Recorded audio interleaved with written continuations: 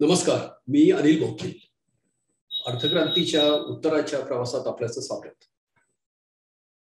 आपण गेल्या भागामध्ये आपण करांची एकूण किती महत्व आहे, देशाच्या आणि सार्वजनिक आयुष्यामध्ये त्याची किती महत्वाची त्याची भूमिका आहे हे आपण बघितलं. कराचं व्यवस्थित जर हे नाही होऊ शकलं, त्याची पद्धत किंवा त्याची सिस्टीम जर नाही व्यवस्थित होऊ शकली तर त्याचा केवढे परिणाम होऊ शकतात, भयानक परिणाम होऊ शकतात हे आता आपण भारताच्या एकूण सगळ्याच्या सध्याच्या सामाजिक, आर्थिक आणि राजकीय सुद्धा ह्या सगळ्या जीवनावर त्याचे काय परिणाम होऊ शकतात हे भारत हे त्याचं मूर्तिमंत उदाहरण आहे, जिवंत उदाहरण. या कराच्या ज्या चुकीच्या पद्धतीने जे काही कराची सिस्टीम भारतामध्ये चालू झालेली आहे आणि आता सध्या ती प्रचलित आहे, याच्यातनं आता जो गोंधळ झालेला आहे, एका पूर्ण समांतर अर्थव्यवस्थेचा जन्मच मुळात ह्याच्यातनं झालेला आहे, या कर पद्धतीच्या, चुकीच्या कर पद्धतीच्या अवलंबनाने. आपल्याला खूप मोठे बदल आता आपल्याला अपेक्षित आहेत. म्हणजे ती सामाजिक जीवनामधले बदल होणार, त्यातल्या एकतर राजकीय भूमिकामधनं किंवा आर्थिक धोरणामधनं हे बदल घडू शकणार आहेत. आणि ह्या दोन्ही गोष्टी ज्या बदलत आहेत त्याचा जर एक पॉइंट आपण जर विचार केला की उत्तराच्या दिशेने आपल्याला मांडणी करायची असली तर आपल्याला नक्की काय करायला लागेल, तर ही समांतर अर्थव्यवस्था जी आहे की जी पूर्ण देशाच्या समाज व्यवस्थेवर परिणाम करते आहे, ही समांतर अर्थव्यवस्था आपल्याला काढून एक मेन स्ट्रीम इकॉनॉमिक्स किंवा ज्याला एक मुख्य धारेचं जे अर्थव्यवस्था आपल्याला तयार करायला लागणार आहे की जी कायद्याच्या आणि संविधानाच्या फ्रेमवर्क मध्ये आपल्याला आणता येईल. आता आपण जर बघितलं ह्याच्यामध्ये नक्की दोष कुणाचा आहे, एवढी कर प्रणालीमध्ये किंवा आपली कर व्यवस्था एवढी जी क्लिष्ट झाली आहे ह्याच्यामध्ये नक्की कुणाचं चूक होती आहे, तर हे खरं सांगू ना, हा खूप मोठा ह्याचा इतिहास आहे. कारण भारत जेव्हा पारतंत्र्यात होता तेव्हा आपल्यावरचे जे ब्रिटिश राज्य होता तेव्हा कर संकलन इथून भारतातनं व्हायचं आणि ते त्यांच्या मातृभूमीला ब्रिटनच्या मुख्य लँडमध्ये जायचं, मेन लँडला, आणि इथे फक्त ऍडमिनिस्ट्रेशनसाठी जो काही खर्च लागायचा तो इथे व्हायचा. त्याच्यामुळे कर देणं ही एकूण आपला जे राष्ट्राभिमान होता किंवा राष्ट्रहित आपण ज्याला म्हणू त्याच्या अगेन्स्ट मध्ये होतं तेव्हा. म्हणून तेव्हा कर देणं जेव्हा ब्रिटिश रुलिंग होतं तेव्हा ते राष्ट्रीय भावनेच्या थोडंसं विरुद्ध होतं, राष्ट्रीयत्वाच्या. पण 1947 ला भारत स्वतंत्र झाला त्यानंतर मात्र करांचं भरणा होणं किंवा कर पूर्तता करणं हे आपलं सगळ्यांचं खरं कर्तव्य झालं. पण आपली ती भावना तशीच जिवंत राहिली की राज्यकर्ते हे आपल्याला एक्सप्लॉइट करण्यासाठीच कर घेतात आणि ती भावनेला आपण अजूनही परिपूर्ण उत्तर देऊ शकलो नाही. म्हणजे कर चुकवेगिरी हे दोन्ही गोष्टीत नव्हते. क्लिष्ट करांची एकूण पद्धत ती तर आहेच आहे, कर संकलनाची पद्धत. त्याचबरोबर ही एक मानसिकता की अरे हे आपण राज्यांना का देतोय, सरकारला का देतोय, त्यांचा हा पैसा जो जातोय हा सगळा भ्रष्टाचारात जातोय, हा खूप मोठ्याच्यात जातोय, मी हा पैसा देतोय, माझ्याच्यातनं दिला जातोय हा पैसा, त्याचा मला थेट लाभ तर काहीच होत नाहीये. आता ह्या सगळ्या गोष्टी घडलेल्या आहेत, म्हणजे त्यात राष्ट्रीयत्वाची पण एक भावना आहेच. आणि इथे काय झालं की याच्या नंतर ज्या करांची रचना भारतीय समाज जीवनाशी अनुकूल व्हायला हवी होती तशी न होता आपण जी ब्रिटिशांनी टाकलेली कर पद्धती आहे त्याच कर पद्धतीमध्ये वेगळ्या वेगळ्या छोट्या सुधारणा करायचा प्रयत्न केला. म्हणजे कसं असतं ना, एखाद्या गाडीचं टायर ट्यूब जर खूप वेळा पंक्चर झालं, त्याला आपण खूप वेळा पंक्चर लावल्या, चिठ्ठ्या लावल्या, तर ते काय होतं, काही वेळा नुसत्या चिठ्ठ्याच एक होऊन बसतं. म्हणजे एखादी गोष्ट रिपेअर कधीपर्यंत करायची आणि रिप्लेस कधी करायला हवी ते आपण लक्षातच घेतलं नाही. आपण फक्त रिपेअरीकडे लक्ष देत गेलो. आता ही रिपेअरी ज्या मुख्य उद्देशासाठी असते तो उद्देशच सफल होत नाहीये. कराचा मुख्य उद्देश जो आहे ते सार्वजनिक जीवनामधलं जे ऍडमिनिस्ट्रेशन असतं, जे प्रशासन असतं, ते चालवण्यासाठीचा त्याचा लोकसहभाग असला पाहिजे. कारण ते लोकांच्यासाठीच असतं. जिथे लोक प्रायव्हेट ह्याच्यातनं किंवा पर्सनल किंवा व्यक्तिगत ह्याच्यातनं ते करू शकत नाहीत. जसं कायदा आणि सुव्यवस्थेची रचना असेल किंवा संरक्षणाची रचना असेल किंवा परराष्ट्राची धोरणं असतील, ती एखाद्या व्यक्तीवर किंवा एखाद्या संस्थेवर नसतात, ती पूर्ण देशासाठी ठरवायला लागतात. आणि याचं संचलन, याचं प्रचलन करण्यासाठी जी काही आर्थिक तरतूद करायला लागते ती सर्व सहभागातूनच व्हायला हवी आहे. तो सहभाग म्हणजेच कर, सार्वजनिक सहभाग म्हणजे कर. ही मांडणी आतापर्यंत आपल्याकडे कधी तशी होतच गेली नाही. हा देश आपला आहे, आपल्याला चालवायला हवा आहे, आपल्याला त्यासाठी त्याचा सहभाग द्यायला हवा, ते आपलं कर्तव्य आहे. ही भावना पोचायच्या ऐवजी की मी दिलेले पैसे भ्रष्टाचारात जात आहेत, राजकारण्याच्या हातात जात आहेत, ह्याच्यावरच आपली सगळ्यांच्या लोकभावना त्याच्यावर फोकस झाल्या. आता यातनं कर संकलन जर व्यवस्थित नाही झालं तर एवढा मोठ्या देशाचा गाडा चालवणं किती अवघड आहे. मग त्याच्यासाठी जे सरकार नावाचं जी काही तिथे व्यवस्था काम करते, पण ती व्यवस्था वेगळ्या वेगळ्या पद्धतीने त्याला रिपेअर करायचा प्रयत्न करते की कर संकलन वाढवायचं कसं. आपण जसं स्वातंत्र्य मिळालं तेव्हा आपल्या भारतीय जीवनशैलीवर समाजवादाचा खूप मोठा पगडा होता. म्हणजे आपली पहिली तशी राजकीय दोस्ती ज्याला म्हणू आपण, तो सोव्हिएत युनियन होता. सोव्हिएत युनियनने आपल्याला खूप मदत केली आपल्या देशातलं इंडस्ट्रियलायझेशन उभं करण्यासाठी, आपल्या देशातली शेती उभी करण्यासाठी, IIT सारख्या काही इन्स्टिट्यूट उभी करण्यासाठी आणि जड अवजड उद्योग उभे करण्यासाठी आपल्याला सोव्हिएत युनियनच्या अनुभवाचा आणि त्यांच्या तंत्रज्ञानाचा खूप फायदा झाला. पण त्या फायद्याबरोबरच आपण त्यांची जी राजकीय आदर्श त्यांची राजकीय आदर्शाची जी विचारसरणी होती ती होती समाजवाद, ती पण आपण स्वीकारली. आता याच्यामध्ये गंमत अशी झाली की समाजवादामध्ये सगळं काही सरकारने करावं. आपण तर लोकशाही स्वीकारली होती. आपण 1947ला संविधानात्मक संघटना आपण रिपब्लिक किंवा लोकांचं राज्य म्हणून आपण हे स्वीकारलेलं आहे. आणि आपला आदर्शवाद मात्र समाजवादाचा राहिला की सरकारने करावं आणि आम्हाला सोयी द्याव्यात आणि आपलं जीवन सुसह्य करण्यासाठी सरकारने योजना कराव्यात, त्या राबवाव्यात. कालानुरूप असं होत गेलं की भांडवलशाहीचा उदय तिकडे होत होता, तिकडे व्यक्तिगत सृजनतेला खूप मोठी चालना मिळत होती. कारण त्याला त्याची प्रेरणा पण त्याच्यासाठी व्यक्तिगत नफ्याची प्रेरणा ही त्या सृजनतेला खूप मोठ्या प्रमाणात पुढे आणत होती. आणि जगामध्ये आपण हा बदल बघितला. तंत्रज्ञानाचा बदल हा खूप मोठ्याच्यातल्या बदलाने सृजनतेला अत्यंत मोठं केलं आणि व्यक्तिगत नफ्यासाठी, व्यक्तिगत स्वार्थासाठी भांडवलशाहीचा प्रचंड वेगाने विकास झाला आणि ह्याच्यामध्ये समाजवाद हा पाठीमागे पडत गेला. आता त्याच्यामध्ये जी सरकार चालवण्याची, प्रशासनाची जी आर्थिक तरतुदीची ज्या सगळ्या होती त्यातली सगळ्यात महत्वाची म्हणजे कर व्यवस्था, ती आपण त्या गतीने बदलू नाही शकली. आणि त्याच्यातनं काय झालं की छोट्या छोट्या छोट्या सुधारणा करण्याच्या मध्ये जे मुख्य बदल करायला हवे ते आपण करायचं धाडस कधी दाखवलंच नाही. आणि मग त्याचे परिणाम जे घडलेले आहेत ते परिणाम आपल्याला जर बघायचे असतील तर आपल्याला एका चित्राच्या माध्यमातून ते दाखवता येतील. आपण एका स्क्रीन शेअरच्या ह्याच्यातनं हे बघूया की एका अनॉलॉजीच्या माध्यमातून की हे नक्की भारताची सध्याची आर्थिक परिस्थिती कशी आहे. भारत एक 135 कोटीची एक अत्यंत समृद्ध अशी लोकशाही, जगातली सगळ्यात मोठी लोकशाही, खूप मोठी त्याच्यावरची ती जशी आपण एखाद्या मोठ्या शहराच्या मध्ये बघतो की उंच एक बिल्डिंग असते ज्याच्यामध्ये खूप लोकसंख्या आपण सामावलेली असते, तशी भारताची एक मोठी उंच इमारत आहे लोकशाहीची. ही जगातली सगळ्यात उंच लोकशाही भारताचीच आहे. आता या सगळ्या उंच इमारतीला जे पाण्याचा मुख्य स्रोत जो असतो, जो सगळ्यात प्रभावी जे सगळ्यात साधन आहे, मुख्य साधन किंवा सगळ्यात गरजेचं साधन म्हणजे पाणी. हे साधनाची पुरवठा कसा होतो तर एक ओव्हरहेड टँक मधनं जी वरची एक टाकी असते त्यातनं प्रत्येक देहाला मजल्याला पाणी पोहोचत असतं. या वरच्या टाकीमध्ये पाणी कुठून येतं तर खाली एक हौद असतो, त्या बिल्डिंगच्या खाली, त्या इमारतीच्या खाली तळाशी एक मोठा हौद असतो आणि त्यातनं पाणी उचलून ते वरच्या टाकीपर्यंत पोहोचत असतं. आता देशाच्या संदर्भात ही वरची टाकी म्हणजे ही सरकारचा खजिना असतो, गव्हर्नमेंट ट्रेझरी. आता आपण बघतोय की ह्या वरच्या टाकीमध्ये जे पाणी असायला हवं ते पाण्याची लेवल खूप खाली आलेली आहे आणि त्याच्यामुळे काय झालेलं आहे की वरचा गॅप खूप वाढलाय, याला वित्तीय तूट असं म्हणतात किंवा फिस्कल डेफिसिट. त्याच्यात बऱ्याचशा नळाला पाणी येत नाहीये, खालच्या शेवटपर्यंतच्या नळाला ते पाणीच येत नाहीये. सामान्य माणसाच्या गरजा ज्या आहेत, त्याला ज्या नागरी संरचना हव्या आहेत, त्याला जी सामाजिक सुरक्षितता हवी आहे, त्याच्यासाठी सरकारकडे पैसाच नाहीये, स्त्रोतच नाहीये, कारण त्या टाकीत ते पाणी नाहीये जात आहे, त्याची लेवल खूप खाली येते. आपल्याला आश्चर्य वाटतं की असं का व्हावं. खालच्या हौदामध्ये तर पाणी मोठ्या प्रमाणात आहे, ज्याला आपण नॅशनल इकॉनॉमी असं म्हणतो, म्हणजे राष्ट्रीय अर्थव्यवस्था, त्याच्यामध्ये संसाधनं भरपूर आहेत.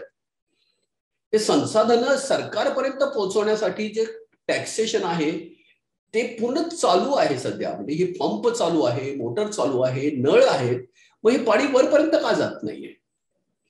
आपण जेव्हा पाठीमागे व्यवस्थित जाऊन त्याचं परीक्षण करायला लागतो तेव्हा आपल्याला लक्षात येतं की अरे हे पाणी जे जात आहे ते पूर्ण वर पडायच्या आतमध्ये ते बाहेर गळून जात आहे. कारण हे जे पाणी उचलणारे हे जे सगळे नळ आहेत ते आता खराब झालेले आहेत, काळानुरूप सडलेले आहेत, गंजलेले आहेत आणि त्याच्यामध्ये खूप मोठी आता हे सुरू झालेली आहे, लिकेज सुरू झालेले आहेत. आणि त्या लिकेज मधनं हे जे पाणी बाहेर पडतंय, स्त्रोत बाहेर पडतायत, तो म्हणजे काळा पैसा. आता हे का घडतंय? कारण हे आता ही जी पाणी उचलणारी नळ आणि ही पंप ही म्हणजे ही कर रचना सरकारची की जी सरकारला आर्थिक संसाधनं देते. आता ह्याच्यामध्ये एवढे प्रचंड लिकेज आहेत की ह्या लिकेज मधनं पाणी टाकीत पोचायच्या ऐवजी ते बाहेर जास्त मोठ्या प्रमाणात गळून जात आहे. आणि हे गळणारं पाणी म्हणजेच काळा पैसा, ब्लॅक मनी. आता हे किती मोठ्या प्रमाणात गळतो ह्याच कुणालाच त्याची हे काढता येत नाहीये की किती प्रमाणात ते गळत आहे. आणि इतकं त्याचं प्रचंड प्रमाण आहे आणि हे आता त्याची गणती करता येत नाहीये, किती गणतीत होत आहे, किती त्याचं मोजमाप करता येत नाहीये, ते अनअकाउंटेबल आहे. म्हणून ब्लॅक मनी जो असतो हा नेहमी अनअकाउंटेबल असतो, कारण तो अजून तो मोजमापापर्यंत आलेलाच नाहीये. आता ह्या गळतीने काय होतं की मोठ्या प्रमाणामध्ये एक समांतर अर्थव्यवस्थेचं डबकं तयार झालंय खाली. आता हे डबकं ह्या बिल्डिंगच्या ऍडमिनिस्ट्रेशनच्या किंवा या व्यवस्थापनाच्या कुठल्याच्या ते कक्षेत येतच नाहीये, कारण हे ते बिल्डिंगच्या बाहेर तयार झालेलं आहे आणि हे प्रशासनाच्या आणि सरकारच्या याच्या बाहेर गेलेलं आहे, नियोजनाच्या नियंत्रणाच्या बाहेर गेलेलं आहे. आता दुसरी गोष्ट कशी होते की जितके सरकारकडे स्त्रोत जमलेले आहेत, आर्थिक स्त्रोत इथे जे आपल्याला खाली दिसत आहे ते पण शेवटपर्यंत पोहोचत नाहीये, तिथे पण गळती होतीये. म्हणजे नळ जे नळ टाकीपर्यंत पाणी पोहोचवत आहेत त्याच्यामध्ये पण गळती आहे आणि जे नळ टाकीपासून प्रत्येक बिल्डिंग मध्ये छोट्या छोट्याच्या मध्ये ते पाणी पोहोचवत आहेत, स्त्रोत पोहोचवत आहेत, त्याच्यात पण गळती आहे. या गळतीला म्हणतात भ्रष्टाचार, करप्शन. आता या दोन्ही गळतीमधला फरक काय? जे उचलणारे नळ आहेत टॅक्सेशनच्या बाजूने आहेत ते अनअकाउंटेबल आहे आणि जे खर्चाच्या बाजूने आहे ते आहे करप्शन आहे, भ्रष्टाचार. म्हणजे हे कसं आहे, करप्शन म्हणजे ते अकाउंटेबल आहे, ते मोजता येतं, पण त्याचा कुठे गेले हे सांगता येत नाही, त्याचा परिणाम काय झाला. जसं खर्चासाठी एखाद्या समजा एका सार्वजनिक खर्चासाठी जसं उदाहरणार्थ आपण एखाद्या रोड बांधण्यासाठी 100 कोटी रुपये खर्च झालाय, ट्रेझरीतनं पैसा आला, तो खर्च झाला, त्याचा हिशोब आहे, पण तो पैसा नक्की गेला कुठे हे कळत नाहीये, कारण ते बांधकाम रस्त्याचं झालंय ते 30 कोटी 40 कोटीच झालंय, मग वरचे 50-60 कोटी गेलेत कुठे. करप्शन हे नॉन ट्रॅकेबल असतं, नॉन ट्रेसेबल असतं की त्याचे पाय आपल्याला पाऊल खुणा सापडत नाही, ह्या पैसा गेला कुठे. ब्लॅक मनी हा अनअकाउंटेबल असतो आणि करप्शन हे नॉन ट्रेसेबल किंवा नॉन ट्रॅकेबल असतं. त्याच्यातनं दुसरं एक हे मोठं डबकं तयार होतं पॅरलल इकॉनॉमीचं, समांतर अर्थव्यवस्थेचं. आता ही दोन कारणं जी आहेत, करप्शन आणि ब्लॅक मनी, ह्या दोन कारणातनं दोन्ही बाजूला ह्या बिल्डिंगला त्याचा परिणाम होतो, अत्यंत गंभीर परिणाम होतो. त्या पूर्ण जी बिल्डिंग मधलं समाज जीवन आहे त्याच्यामध्ये जी लोक राहत आहेत त्यांच्या आयुष्यात त्याचा परिणाम होतो. आता सरकारला ह्या बिल्डिंगचं व्यवस्थापन करणं भाग आहे, ती त्याची जिम्मेदारी. मग सरकारला ह्या टाकीत पाणी येण्यासाठी काय करायला लागतं, तर सरकार त्याच्यावर एक रस्ता काढतं. सरकारला असं वाटतं की बाहेरचं टँकरनी पाणी आणून आपण जर ह्या हौदात टाकलं खालच्या तर ते वरच्या टाकीपर्यंत पोहोचेल, आणि सरकार ते करतं. यालाच आपण म्हणतो थेट परकीय गुंतवणूक किंवा थेट संस्थात्मक गुंतवणूक किंवा विशिष्ट आर्थिक दर्जाचे क्षेत्र, SEZ. आणि ह्याच्यामध्ये आणखी एक रस्ता असतो की जो फक्त सरकारच करू शकतं. जेव्हा सरकारला इथे स्त्रोत कमी पडायला लागतात तेव्हा सरकार चक्क नोटा छापू शकतं. आपल्याला सगळ्याला माहिती आहे की आता कुठल्याच जगातली कुठलीच करन्सी नोट जी आहे ती सोन्याशी किंवा कुठल्याही धातूशी संबंधित नाहीये, त्याचा आता काही संबंध नाही.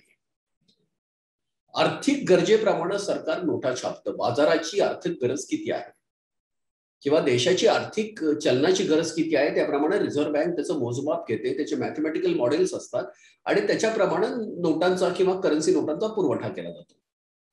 जेव्हा फिस्कल डेफिसिट होतो तेव्हा सरकार स्वतःच्या अधिकारामध्ये नोटा छापून घ्यायला लागतं. रिझर्व्ह बँक ते देते छापून. आता याच्यात काय होतं की ह्याचे परिणाम काय होतात नोटा छापल्याचे, जसं एफडीआयचे परिणाम आहेत, एफआयआयचे आहेत, एसईझेडचे आहेत, नोटा छापण्याचे आहेत, हे सगळे सगळे वेगळे वेगळे मार्ग अवलंबले जातात या टाकीत पाणी पुरेसं यावं. पण गंमत अशी होते की ह्यात जेवढं पाणी टाकलं जातं तेवढ्याच मोठ्या प्रमाणात त्याची गळती पण तितकीच जास्त होते, कारण हे लिकेज आपण बदललेलेच नाहीयेत.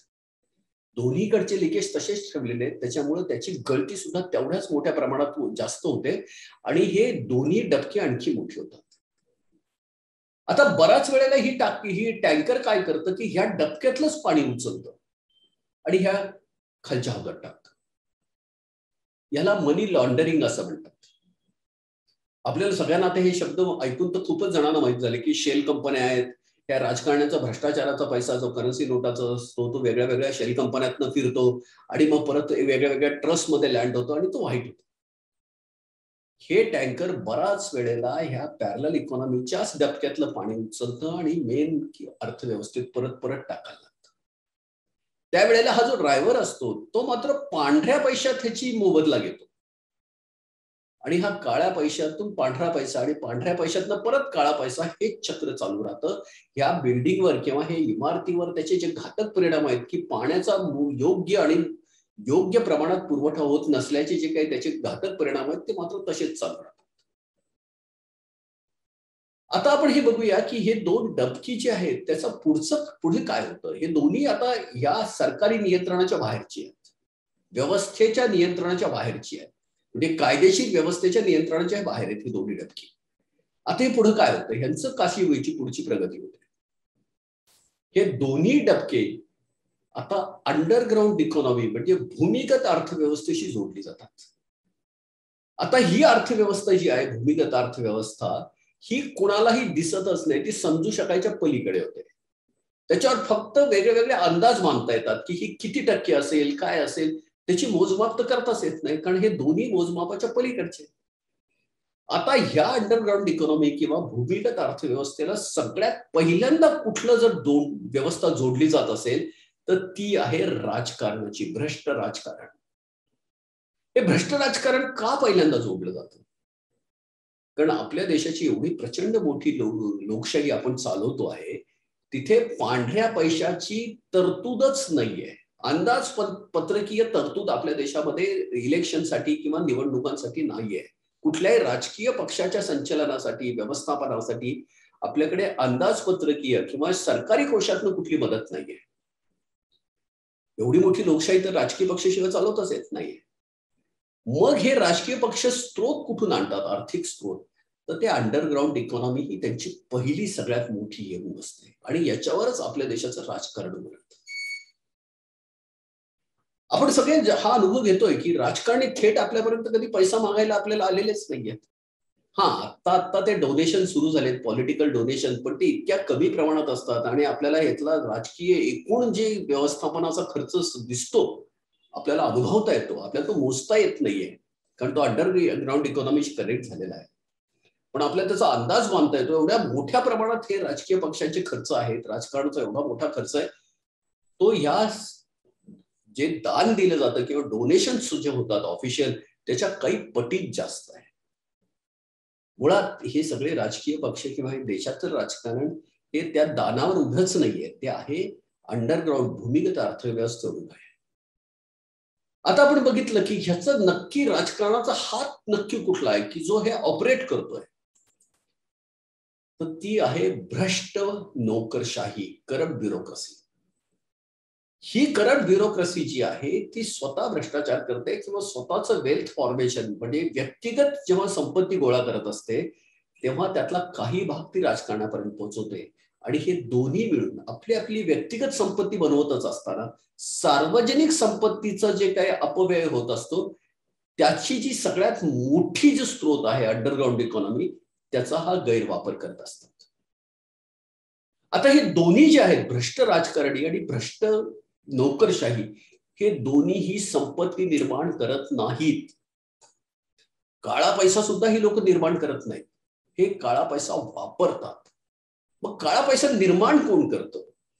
तर आपल्याला दिसेल की काळा पैसा ह्या देशातला भ्रष्ट उद्योग व्यवसाय हे करतं. उद्योग व्यापार व्यवसाय, हा जो भ्रष्ट उद्योग व्यापार व्यवसाय हे ऍक्च्युली म्हणजे ह्याच्यामध्ये संपत्तीची निर्मिती, खरं सांगायचं म्हणजे निर्मिती आणि वितरण ही करत असतं व्यापार आणि उद्योग. आता हे करप्ट का होतं? कारण या देशातली जी कररचना आहे ती इतकी क्लिष्ट झालेली आहे की यातनं सुटका मिळवून जागतिक जी बाजारपेठेमधली जी स्पर्धा आहे त्याच्यामध्ये टिकाव धरण्यासाठी काही वेळेला नाईलाजानी आणि काही वेळेला खुशीने व्यक्तिगत लाभ जास्त मिळवण्यासाठी आणि काही वेळेला स्पर्धेत टिकवण्याची एक मजबुरी असल्यामुळे इथे मात्र संपत्ती निर्माण करणारे की हाच काळ्या पैशाचे मूळ स्रोत तयार करतात. ही संपत्ती निर्माण करणारे हे करप्ट उद्योग आणि व्यापार उद्योग आहे. आता हे तिन्ही जण आपापली संपत्ती व्यक्तिगत लेवलवर मोठी होत आहेत, संस्थात्मक मोठे होत आहेत, पण पण नुकसान नक्की कोणाचं होत आहे?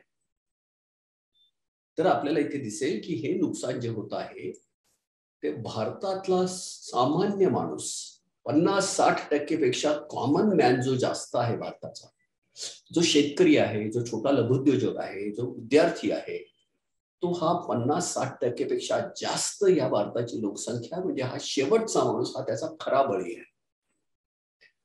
हा ह्याच अंडरग्राऊंड इकॉनॉमीच्या किंवा भूमिगत अर्थव्यवस्थेच्या शेवटच्या टोकावर उभा आहे. त्याला हे टाकीतलं पाणी तर मिळण्याची शक्यताच नाहीये, कारण टाकीतच पाणी नाही. मग त्याला ह्याच भूमिगत अर्थव्यवस्थेच्या शेवटच्या टोक्यावर महिन्याला 2%, महिन्याला 5%, महिन्याला 10% ह्याच्यापेक्षाही जास्त एवढ्या मोलाने हे स्त्रोत घ्यायला लागतात. ह्या तिन्ही ह्याच्या कृपेवरच हा उभा आहे. हा जेव्हा पराकोटीचा त्रासला जातो तेव्हा तो काय होतो?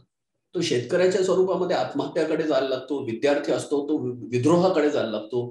काही आपल्याला ह्याची सामान्य जी अपेक्षा आहे, ह्या सामान्य माणसाची जी नैसर्गिक जी त्याची जगण्याची जी उर्मी आहे, एक प्रतिष्ठेचं जगणं आणि एक सन्मानाचं जीवन, ते त्याला अशक्यप्राय होतं.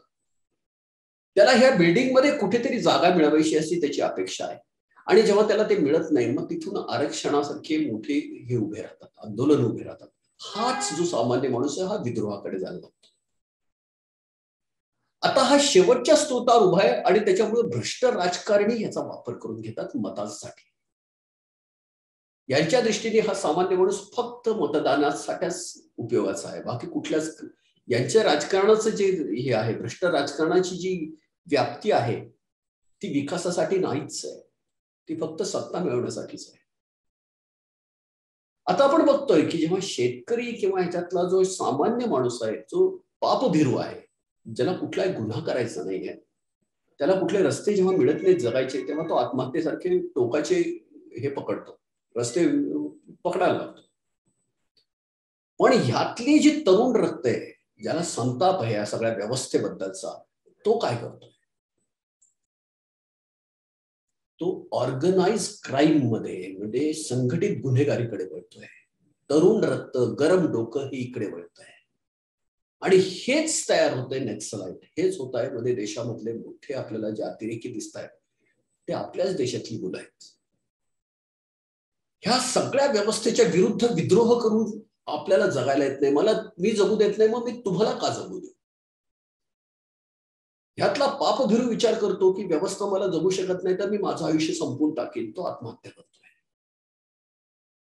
पण ह्यातल्या गरम रक्ताचा आणि गरम डोक्याचा तरुण आणि हा काय करतोय, जो विध्वंसित विद्रोही मनोवृत्तीचा आहे, मला तुम्ही व्यवस्था जगू देत नाही, मग मी व्यवस्थेला का जगू देऊ? म्हणून हा विद्रोहाकडे जातोय आणि तो ऑर्गनाइज क्राईम म्हणजे संघटित गुन्हेगारीकडे जातोय, ज्याला आपण दहशतवाद म्हणू, ज्याला आपण नक्षलवाद म्हणू. ती इथेच त्याची हिची मूळ जे कारण आहे ते इथे आहे, या भूमिगत अर्थव्यवस्थेशी ते येत आलंय. हे पोचलं कशातनं जात आहे?